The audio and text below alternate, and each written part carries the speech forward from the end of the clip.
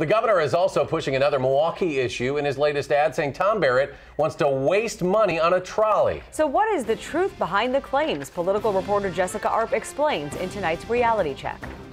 Governor Scott Walker is bringing back echoes of the high-speed train debate in this ad going after Tom Barrett. Tom Barrett wants to spend more than $100 million on a trolley for Milwaukee. This is misleading. Let's bring you up to speed on Milwaukee's streetcar proposal, which was spearheaded by Mayor Barrett.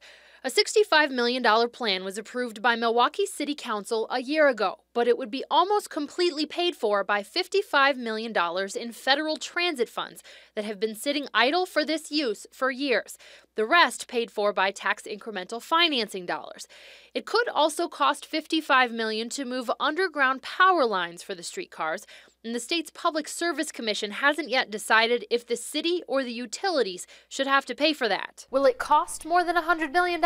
That's unclear. The city has capped the cost of the project at $65 million. And if the PSC decides the city has to pay to move the utilities, the whole project would likely be reevaluated. Now that's the kind of reckless spending that left Wisconsin with more than a $3 billion deficit.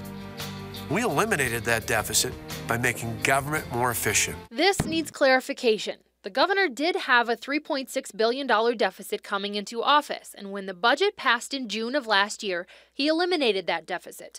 Projections since then have fluctuated. Numbers from the Fiscal Bureau in February saying lower than expected tax collections would leave the state $150 million short at the end of 2 years. But the Walker administration released numbers earlier this month saying that higher than expected tax collections would leave the state $150 million in the black. While those numbers are not official estimates from the Fiscal Bureau, their director says the number seems reasonable, although they'll do their own estimates later this summer. We cut waste and fraud, and our reforms have saved taxpayers more than $1 billion. This is misleading. The billion-dollar savings figure comes from Act 10, and we've checked this claim before.